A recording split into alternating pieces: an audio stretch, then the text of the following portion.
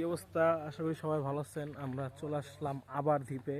কয়েকদিন আগে আমরা এই জায়গায় আসছিলাম, আবার আসলাম। সাথে রকি ভাই আছে আর মোদি আছে। মোদি, কেমন লাগতেছে দ্বীপে আসলেন? অনেক ভালো, অনেক ভালো, সেই লাগতেছে। সেই লাগতেছে যে মোদি মনে সিনেমাটোগ্রাফি শট নিতেছে। সেই ওই যে স্বাদ। হ্যাঁ, সেই সাথে না সেই ভাই? স্বাদ। এই যে হুন্ডা আর আমি আমি লুঙ্গি পরে আয়া পড়ছি। তো ওই জায়গায় যাই একটু গোসল টোসল করি। আজকে সম্ভবত বেশি একটা ভিডিও করা হইব না।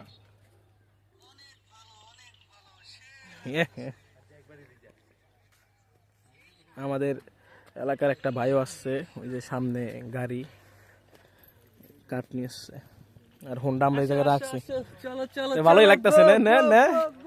তো গাইস যাই, গোসল টোসল করি। দেখা হচ্ছে আবার নেক্সট কোনো ভিডিওতে।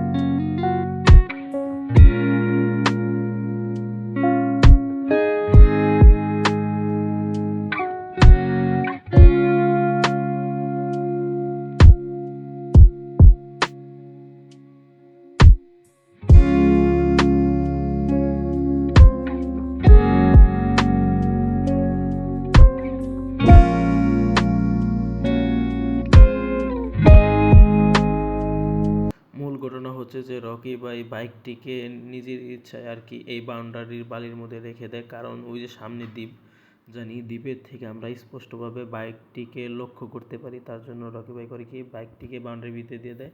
এন্ড দেখতে পাচ্ছেন আমরা অনেক ঠেলাঠেলি করতেছি, তারপরে অনেক কষ্ট করার পরে বাইকটিকে আমরা আনতে পারছি। বালির মধ্যে বাইক আটকে ছিল, তার জন্য আমাদেরকে অনেক কষ্ট করা লাগছে।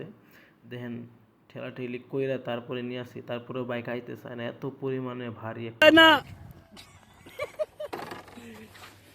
আরে